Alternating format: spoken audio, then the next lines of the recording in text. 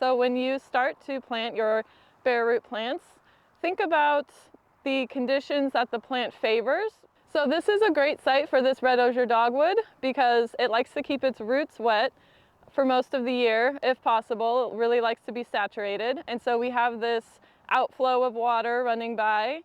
So if you just bought your bare root plant from the native plant nursery, you might need to trim the roots a little bit. So if you have a lot of bare root plants that you're trying to plant quickly, or maybe you have mobility issues and you don't like to be on the ground hunched over digging out a hole, you can do it a really quick method, which is just using a shovel, a pointed shovel like this, or even a spade, which is more narrow and longer. You just dig your shovel straight into the ground and wedge it back and forth like this.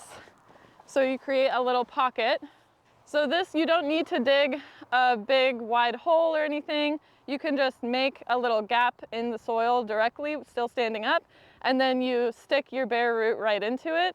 Just make sure that the roots are spread out long enough to not bend into itself, causing a J root or an L root, and also that it's going to reach the water table at the very bottom. So now I have my bare root, and with the little pocket that I've created, you can just stick it right in there, make sure all the roots are covered, and maybe just press them down in there so they're nice and straight, not J-rooting. And make sure that the crown of the plant isn't buried, so it's not too deep and it's not too shallow. You don't want to see any of those roots sticking back up.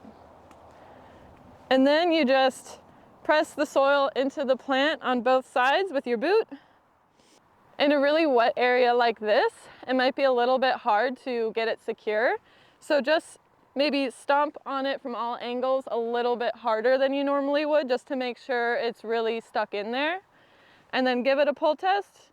Make sure it doesn't come out. Make sure it's not leaning too much to one side or the other.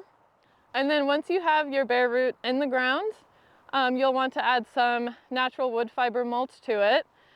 This will help retain water, prevent weeds from establishing and outcompeting the plant, and will also add nutrients to the soil around the plant.